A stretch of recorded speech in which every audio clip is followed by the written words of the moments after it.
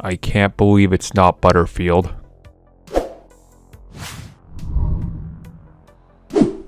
Remember when it was announced that Spider-Man was coming to the MCU and images like these were all we had to go with? Every single frontrunner from Logan Lerman to Asa Butterfield was photoshopped onto that image. Ever since then, we did learn that many of those actors were in fact talking to Marvel Studios, had auditioned and lost out on the role. Now, in the case of Asa Butterfield, his is a little bit more, let's say tragic, almost? I don't know if that's the correct word to use. So if you guys remember, what happened with him was it leaked very early on that they were looking for somebody like him, or specifically him.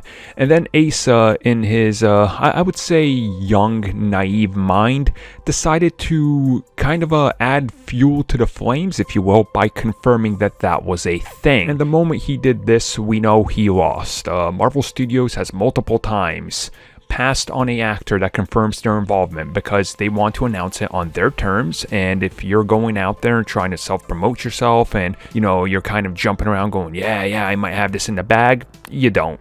But recently, Asa Butterfield was asked about that, since it's almost 5 years ago now, and he opens up a little bit about it. You know, obviously he's older, he's wiser, he's learned, and he's moved on to other things, and he specifically talks about it. Now, there is a giant quote, so I'm not going to go over all of it, I'm going to be reading it for like 2 minutes, but essentially he talks about how it was a learning experience, how it was growth, and how it led to some other things he got to do that he might not have had a chance to do if he got that role, such as his Netflix series, for example. Now, obviously, he's kind of got to say this, but let's be real, he probably would have loved being Spider-Man. I mean, just look at it, you know, it's a career maker. Nobody really heard of Tom Holland before Spider-Man. After Spider-Man, what isn't he in, right? Like animated films, he's made friends with directors, he's pretty much set for life now.